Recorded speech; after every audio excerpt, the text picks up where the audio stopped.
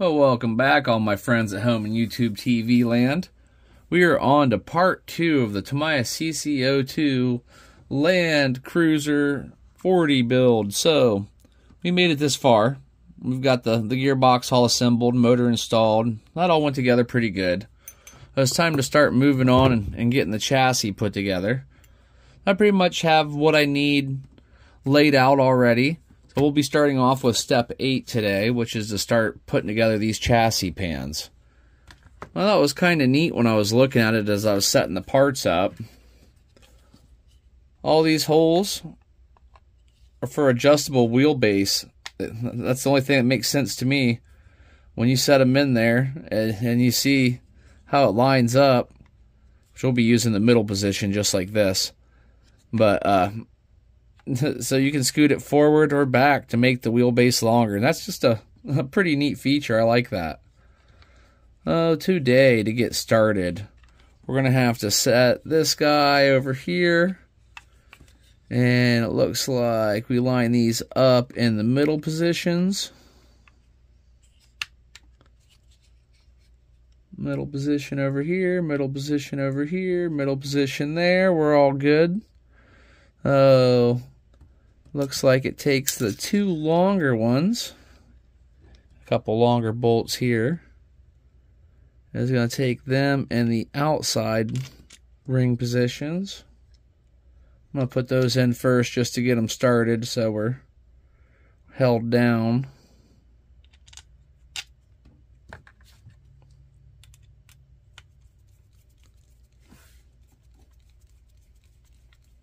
Try to do a better job on part 2 of keeping stuff centered. I got pretty far off to the right on part 1. That's all sitting together nicely. So I'm going to add these 2 screws in here. It helps to get trays and preset all the stuff you need for each step out. Makes it go a little bit easier when it comes time to assemble.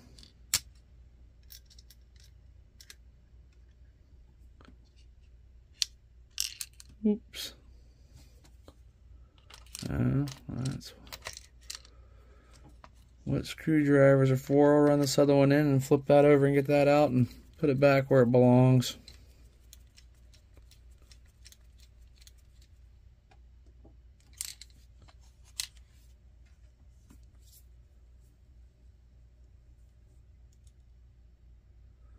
I was out changing an alternator and 31-degree Fahrenheit weather this morning. Hands are still pretty cramped up from that. But it's all fixed and my daughter's back on the road, so we're good to go. And let's see. Then we'll be moving on to the E4 part. And it looks like it is going to clip down into this position right here. Nice and simple.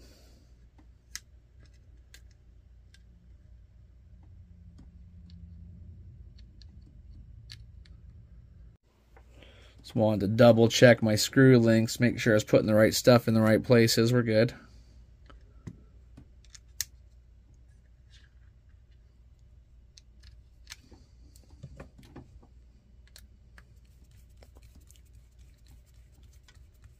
That all run in.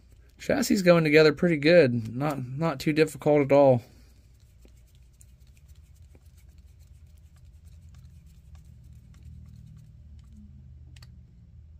Still trying to figure out what wheels and tires I want to use. The tires that come in the kit are pretty hard rubber, and I'd rather have a set of soft tires with a good set of bead locks. The kit tires are back there on the rack, actually. Well, we can set this back down for now while we look up the next step. And let's see. I'm going to have to gather up a couple of parts. I'm going to need a ball end and a couple of these nuts to run it through. So let me get those found and I'll be right back with you. I have found all the parts necessary. And this part right here, C9, just to let you know, this is not a metal part. It is a plastic part. And this is what your C tree will look like. Save you a little bit of time when you're looking for that little thing. Oh, now that we have all those parts found, let's start off with sliding a washer on this one. And then it looks like that little C9 ball end part. That is all going to be tightened up with an M3 nut.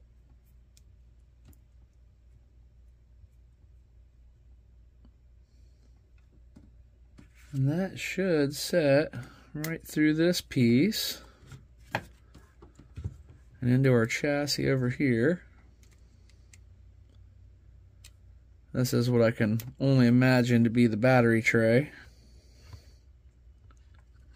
And there's a possibility it's something different, but I'm really going to go with the battery tray on that one.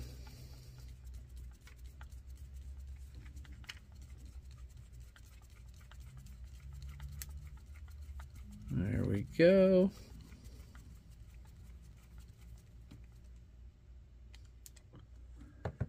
And then on our other side,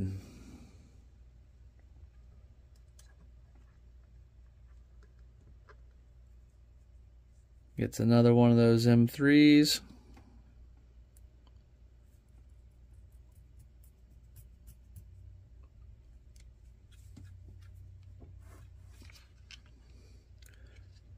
When you're building stuff on camera for other people to watch, it's really hard to get the angles right where the shadows aren't in the way, blurring out on you, dropping parts and picking them up, trying not to waste everybody's time.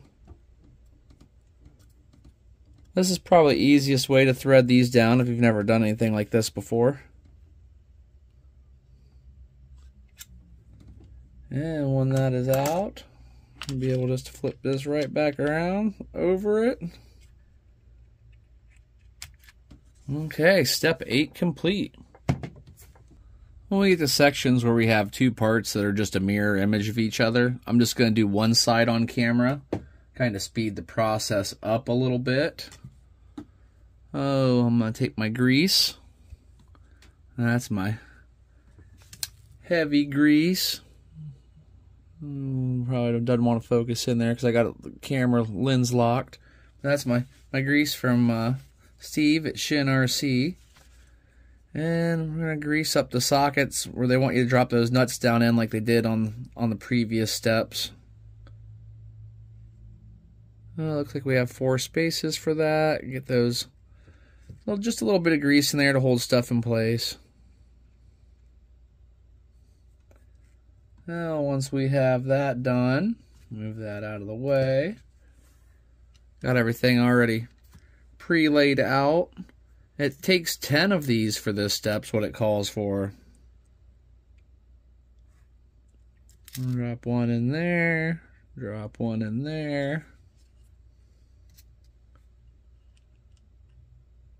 And Tamiya is just really fond of this method because I've come across it in lots of their other builds that I've done. I might need to get a little screwdriver or something to push that one in. There we go.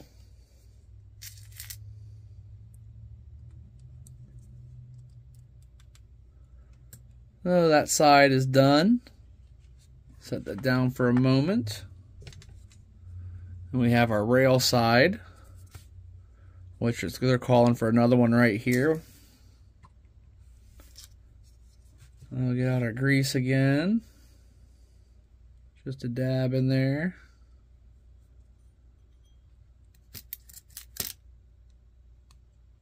And that'll keep that compressed in place. So with that out of the way, it looks like the next step is to line this frame rail up.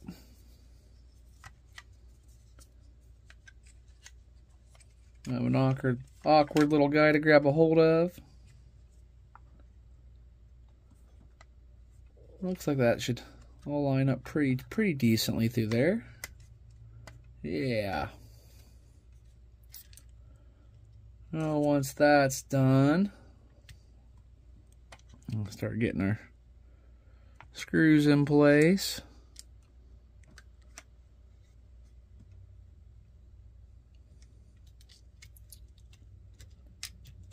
Another one.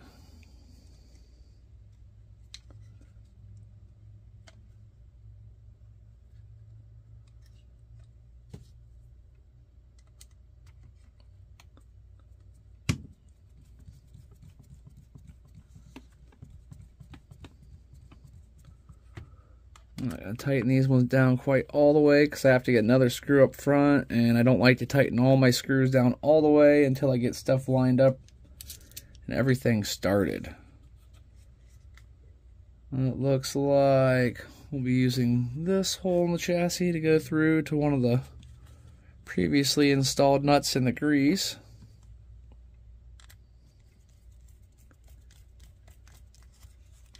Lined up perfect.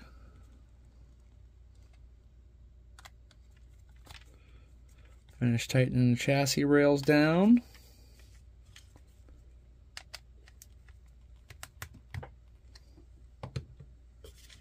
And there we go. So I'll do this side off camera and we'll pick up on step 10. So moving on to step 10. We have these frame rails, and I wasn't 100% sure whether they're plastic or metal, so I did a little scratch test on one of them. I do believe they are aluminum. So we have this piece here, which is our C-12B, and that will go on our chassis rail. Looks like the third hole back is where that's going to end up sitting. I'll lay that down here. And then we have the C3 piece, which we're going to have to put a little grease in, just like the others. And then we should be able to pop one of these guys right down in there. Nice fit, but I'm going to go ahead and take my pliers. Since it's such a nice tight fit, I'll squeeze that down in there. I might not even need grease for that one, but it doesn't hurt anything. Oh, with that realized, we have that sitting there. Our MB5 bolts. Bolts, machine screws, whichever you want to call it. I'm just going to place that through, and it looks like the C3 part will set in front of it. Use that to line up with, and let me get this started.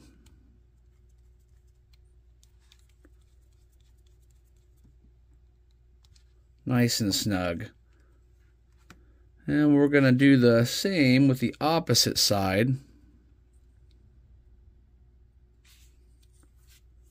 When we look at that one, myself lined up here.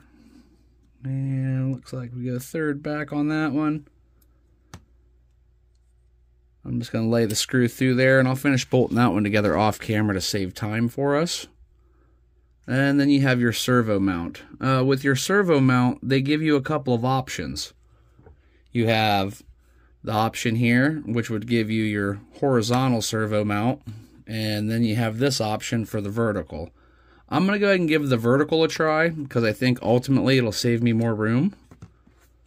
In order to attach that, that's going to end up sitting right here, but we're going to have to slide one of those little M3 nuts down in there. A little bit of grease. Guess it would have helped if I'd have put all the grease on the right side, but that'll still work. Slide that down in there. And put a little bit more on top to cap it off.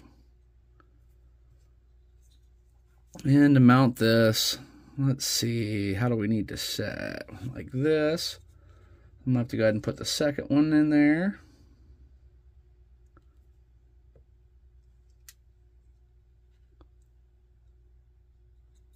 Nice. And if you look, Has these little notches here that should line up, and this should just pop right in here. And we should be able to take another one of our little MB5s.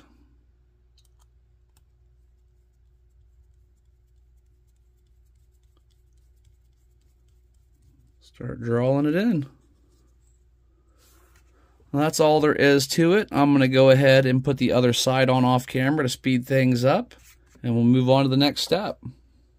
Moving on to step 11 is getting the piece we just built for the front shock hoops and servo mounted up onto the chassis. And yeah, I kind of skipped ahead. This is step 14. I don't have it bolted in, I just have it laid in there, but I had to see how it looked. Come on, that is too cool. Oh, we just slide right on here. Be nice and easy, theoretically. There we go. And once you have that in place, you take your MB4, which is the longer one with the lock washer. Put your little lock washer on there, which is the MB, it looks like 8. And tighten that guy right down. No problems. And then we have the little MB5 screw that sits in right there.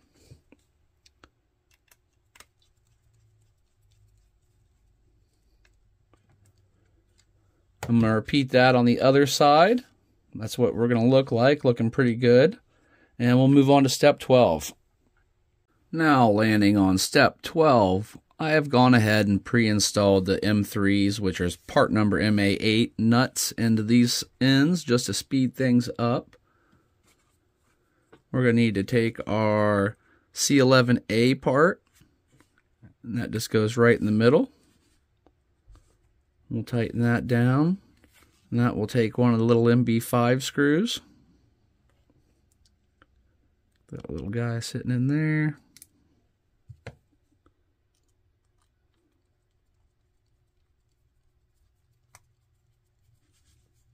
That drawn in. Oh, little nuts wanting to pop up and out. I see what's going on. We'll have that from time to time. No problem though, easy correction.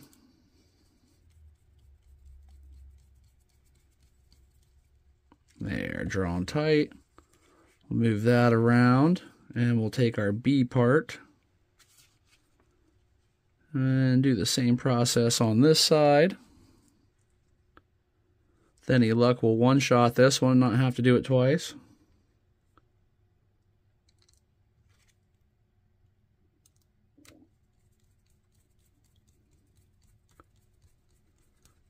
All right, can't beat that. Moving on. Set this off to the side just for now. We'll bring our chassis back into view. Down here, we have to slide one of our rails onto this piece.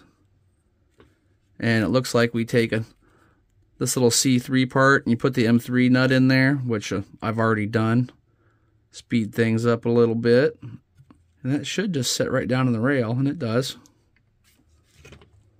Oh. Yes, I'll put that in there and it slides into place. And if I am looking at our instructions properly, this should slide down here. We'll be using holes 1 and 3. And we have our MB3 4x4 screws over here. So this one should actually pass through if I'm seeing my alignment properly. This has got the square nut we just put in. And then behind it, there should be another spot on the chassis that we put an M3 nut in earlier in the build. I believe that should be lining up right through both of them, possibly. It sure did. It comes right through and comes into here. So I'm going to put the one in on the other side and draw her down tight.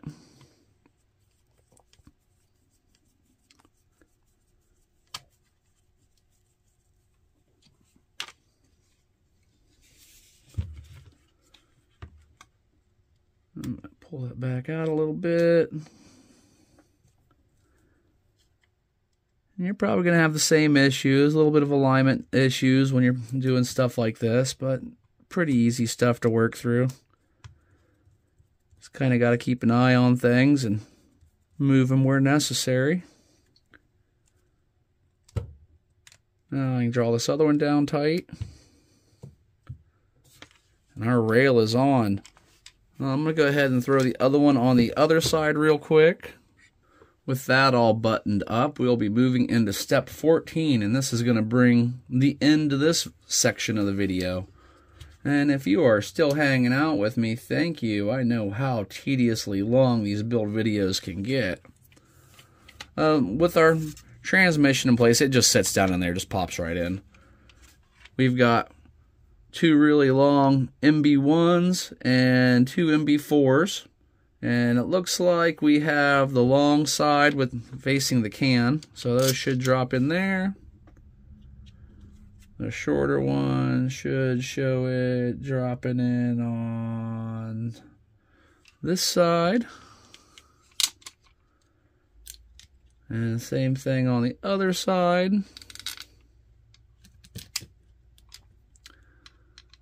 And that guy. Well, hopefully these all just run in nice. I will give you a little bit of a precursor to the next video. I will not be doing the drive shafts in my build.